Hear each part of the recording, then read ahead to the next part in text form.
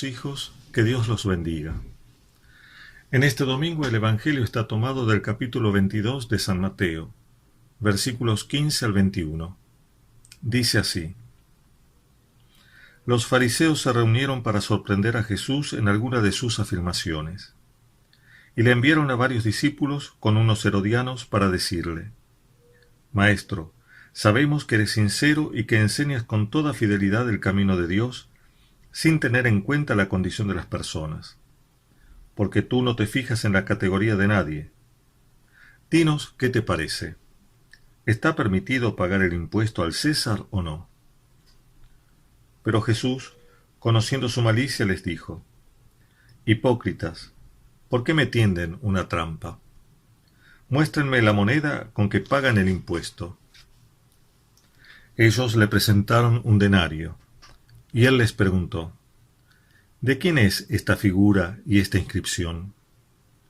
Le respondieron: del César. Jesús les dijo: Den al César lo que es del César, y a Dios lo que es de Dios.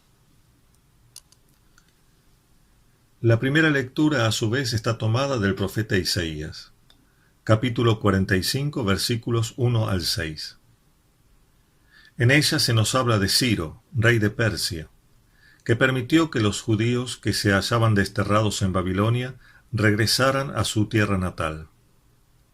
Por este hecho, Isaías celebra a Ciro como rey de reyes y naciones. No se trata, sin embargo, del reconocimiento de una autoridad pagana por ser pagana.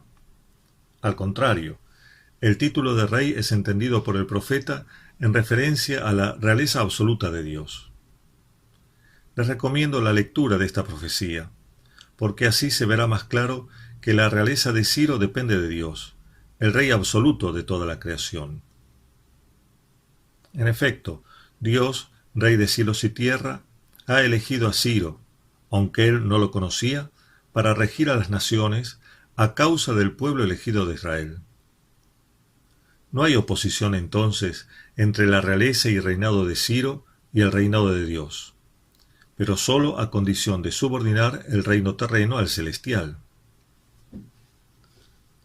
Los reyes revisten, o mejor dicho, revestían, una cierta cualidad sacra, y por eso, cuando eran católicos, convenía que la derivación divina de su autoridad fuera señalada sensiblemente por el gesto de la unción y consagración, conferida por el representante de Dios en este mundo, es decir, el sumo pontífice.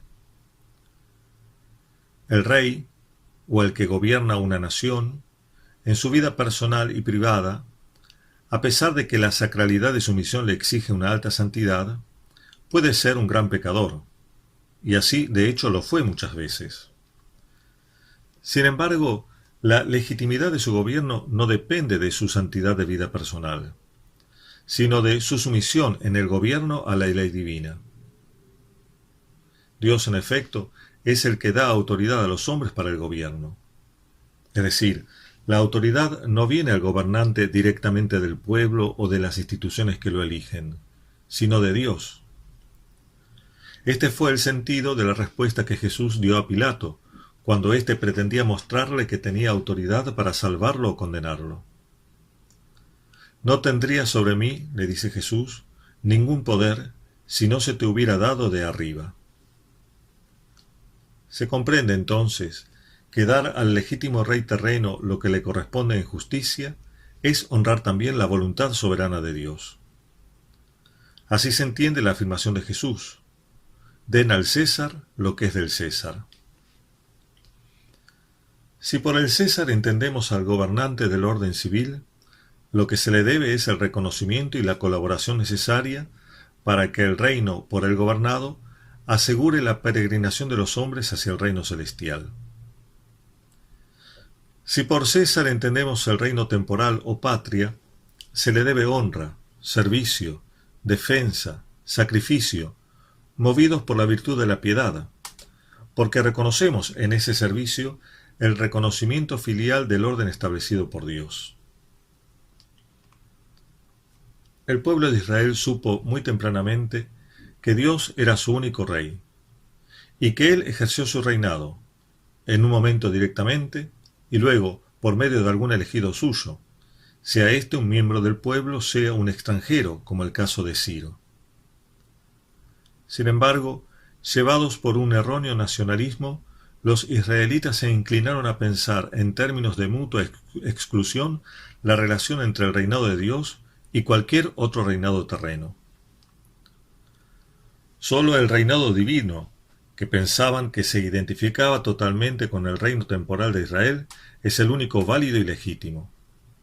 Los demás reinos terrenos, careciendo de legitimidad divina, no debían ser respetados, sino puestos al servicio del único genuino reino de Dios, que era Israel. Esta idea también estaba presente en los jefes de Israel en tiempos de Jesucristo, a pesar de que, por otro lado, aceptaban hipócritamente los beneficios del poder romano, como lo muestra el uso de su moneda, y particularmente el recurso a Pilato para crucificar al Señor. Como sea, los fariseos entendían al César, representante de todo reino terreno, en irreductible oposición a Dios, el único y verdadero rey del único reino de Dios, que era Israel. Así entendidas las cosas, la liberación de Israel no podía no implicar una liberación política del yugo romano. El Mesías que los fariseos esperaban, por eso mismo, no podría guardar ningún respeto hacia el poder imperial que sojuzgaba tan miserablemente al pueblo elegido. Al contrario, debía liberar a los israelitas de ese yugo blasfemo e impío. Sobre esta falsa suposición, y movidos por malicia, los fariseos tienden a Jesucristo una trampa, pensando que el Señor se vería obligado públicamente a optar por alguno de los extremos irreconciliables incluidos en la pregunta sobre la licitud de pagar el tributo al César. En efecto, si en su respuesta el Señor optaba por Dios, es decir, si declaraba la ilicitud del pago del tributo imperial, allí estaban los herodianos, traídos por los mismos fariseos, con cínico reconocimiento de su autoridad romana, para reportarlo inmediatamente al representante del César en esa región, Pilato. Pero si, por el contrario, Jesucristo mandaba pagar el tributo, allí estaban ellos, los fariseos, custodios celosos del nacionalismo israelita, para acusar a Jesús de no ser el verdadero libertador de Israel. Lejos de ser el Mesías esperado, debería ser considerado como un blasfemo traidor que sólo venía a reforzar la opresión romana sobre los judíos por medio del pago del tributo al César. Pero Jesús, conociendo sus corazones y sobre todo el pensamiento de Dios, no responde según lo esperaban sus contradictores. Su respuesta, sin embargo, no debe entenderse como una hábil huida de la trampa que le habían tendido, sino como la afirmación de una doctrina verdadera, distinta de la que sostenían los judíos. Para el Señor, en efecto, a diferencia de lo que pensaban los fariseos, la relación entre el César y Dios no es de oposición excluyente, y ni siquiera de mera separación. Una concepción que entienda a Dios y al César en mutua oposición o separadamente permite, a la larga, proclamar al César como una autoridad laica, independiente del mundo religioso, que por eso mismo quedaría relegado a la esfera de la vida privada de los hombres. La respuesta de Jesucristo corrobora, en cambio, la enseñanza profética de siempre, y la ratifica con su autoridad divina. Entre el César y Dios no hay oposición ni separación, sino distinción y subordinación. El César, como símbolo de toda autoridad terrena, se legitima por su sumisión a Dios, y es por esta razón que se le debe en justicia, obediencia y reconocimiento. Se entiende así que por boca del profeta Isaías, el mismo Dios proclame a Ciro su ungido, a pesar de ser un pagano extranjero, porque por su particular providencia divina lo había establecido como medio de liberación del pueblo elegido. De este modo, Dios mostró su soberanía universal sobre todas las naciones. La autoridad terrena mantiene su legitimidad solo en la medida en que se subordina a la ley de Dios. Por lo tanto, cuando esa autoridad, en cualquier nivel humano que se la considere, se aparte en su gobierno de la ley establecida por Dios en las cosas, se expone a perder su legitimidad y a recibir de parte de sus súbditos un justo vituperio y rechazo, al menos en aquellos actos con los cuales se opone a la ley de Dios. Fuera de estos casos, es justo dar al César lo que es del César, lo cual conlleva al mismo tiempo no dar al César lo que no es suyo, como sucede en algunos regímenes políticos que tributan al líder una veneración solo debida a Dios. Pero más interesante que esto es lo que enuncia Jesucristo en la segunda parte de su respuesta a los fariseos. Den a Dios lo que es de Dios. La obligación de dar a Dios lo que es de Dios cae sobre todos, incluido el César. Porque el César no es Dios, sino una criatura, cuya autoridad deriva del Dios mismo y la mantiene en la medida en que permanezca sujeto a Dios. Excluir al César de esta ley universal es ponerlo al nivel de Dios y separado de él, cuando no, opuesto. Pero proclamarse independiente de Dios equivale para el César a perder la legitimidad de la autoridad que pretende ejercer. Pero, ¿qué es lo que todos, incluido el mismo César, deben dar a Dios? Ante todo, por ser criaturas salidas de las manos de Dios, se debe a Dios el reconocimiento de su soberanía y poder. Se lo debemos personalmente, pero también en nuestra sociedad y en la cultura. Todo viene de Dios. Todo depende de su soberano designio. Reconocerlo con la verdad de la humildad es principio de sabiduría y garantía del orden que permite la saludable maduración de los hombres. Por esto mismo, debemos a Dios el obsequio de nuestra voluntad, sabiendo que su poder no es anárquico, sino pleno de justicia, verdad y bondad. No nos sometemos a Dios porque no podemos doblegar su poder, sino porque sabemos que sus disposiciones son sabias y bondadosas.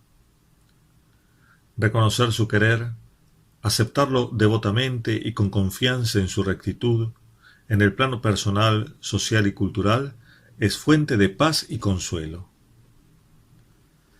A Dios debemos también la entrega de nuestra inteligencia, admitiendo que sus pensamientos son superiores a los del hombre, y que sólo Él puede marcarnos con certeza el sendero correcto para nuestras vidas. Obedeciendo la ley por Él puesta en la naturaleza de las cosas y promulgada en el decálogo de los mandamientos, no como un mero cumplimiento externo, sino adorando la sabiduría de sus normas, rendiremos a Dios con nuestras vidas un verdadero culto de adoración y alabanza. A este Dios, revelado plenamente en Jesucristo, debemos nuestro respeto, nuestra honra, nuestra glorificación y nuestra respuesta de amor incondicional, siempre en el triple plano de lo personal, lo social y lo cultural. ¿Cuánto distan de esta comprensión fundamental de la relación del hombre con Dios los deseos y aspiraciones del hombre contemporáneo y de las naciones? Hoy el hombre ha roto los lazos con su Creador. No se considera una criatura dependiente de él, y le retira con soberbia el obsequio de su obediencia, voluntad, inteligencia, honor y sumisión. Con aires de Dios quiere construir, como se dice hoy en día, todo el orden social y cultural, configurándolo con su caprichosa y desviada concepción de las cosas. El resultado, sin embargo, es un hombre y un mundo a la deriva, como lo describe Nietzsche al proclamar la muerte de Dios en la cultura del hombre posmoderno. Él considera el asesinato de Dios en la cultura como el mayor acontecimiento moderno. Y tiene razón, y es suficientemente lúcido para darse cuenta de que, aunque celebre ese asesinato, sumerge al hombre en el más grande sinsentido. Así lo dice literalmente. ¿Qué hicimos al liberar a esta tierra de su sol? ¿Hay todavía un arriba y un abajo? ¿No vagamos a través de una nada infinita? ¿No sentimos el espacio vacío? ¿No hace más frío? ¿No anochece cada vez más? Hasta aquí la cita de Nietzsche. Evidentemente, elegir al César en lugar de a Dios no abre al hombre el camino de la felicidad. Pero en esto está la cultura actual. Para salir de esta trampa, se hace necesario recuperar el sentido de la virtud de la religión. Virtud que pertenece a la virtud cardinal de la justicia, pero que guarda estrechísima vinculación con las virtudes teologales en razón de su común referencia a Dios. La virtud de la religión se expresa sobre todo en los actos de devoción, oración, piedad y culto. Su lugar público es la liturgia. Su mirada se concentra sobre el misterio divino y traba alianza con la fe, particularmente en su momento primero de creer que Dios existe y es verdadero, es decir, fuente de toda verdad y orden. De las dos partes que tiene la respuesta del Señor a los fariseos, la más importante y urgente, por lo tanto, es la segunda. Den a Dios lo que es de Dios. A todos nos urge responder bien a esta exigencia de la fe y la justicia para con Dios. No le robemos entonces a Dios lo que es suyo, ni, mucho menos, se lo demos idolátricamente a otros. Que vivamos realmente, y no sólo de manera nominal, de Dios. Que Él sea, por lo tanto, el centro de nuestras vidas, de manera que Él viva en nosotros, y, a través de nosotros, en la sociedad y en la cultura. Dando así a Dios lo que es de Dios, el César no sólo recibirá lo suyo, sino que, dando a su vez a Dios lo que es de Dios, se mantendrá dentro del orden establecido por Dios, soberano Rey de todas las naciones. Que Dios los bendiga a todos.